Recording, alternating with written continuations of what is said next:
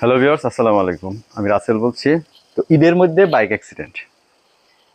আমার জীবনে এমন কোনো ঈদ নাই যে সেই ঈদে আমি শুনি নাই যে বাইক অ্যাক্সিডেন্ট হয়েছে। তো ম্যাক্সিমাম অ্যাক্সিডেন্টগুলো হয় যারা উঠতি বয়সের পোলাপান আছে, এরা রাস্তায় বের হয়, হেলমেট তো পরেই না, সানগ্লাস একটা পইরা বাস শুরু করছে। যেখানে 60 স্পিড, যেখানে 40 স্পিডে টানার কথা, সেখানে 180, 70, মানে স্পিডের কোনো লিমিট নাই।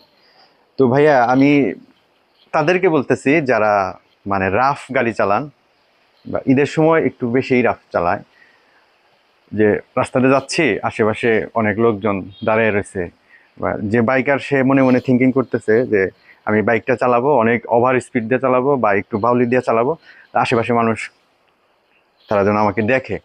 তো এটার জন্য করে কি, এই বাইকারটা অনেক ওভার স্পিডে চালায়, এদিকে এদিক করে চালায়, অনেক রাফ চালায়। তো আল্লাহ না করুক যদি গাড়ি অ্যাক্সিডেন্ট করে, অ্যাক্সিডেন্ট যেন কারো না হয় আমি দোয়া করি।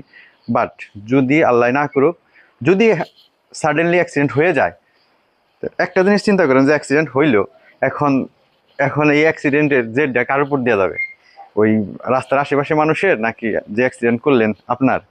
অবশ্যই এই ফলটা আপনি পাবেন। ধরেন আপনি একটা হাত ভাঙলো বা পা ভাঙলো, এই রেজাল্টটা কিন্তু আপনি পাবেন, ওই রাস্তার আশপাশে যে মানুষগুলো আছে এরা কিন্তু পাবে না।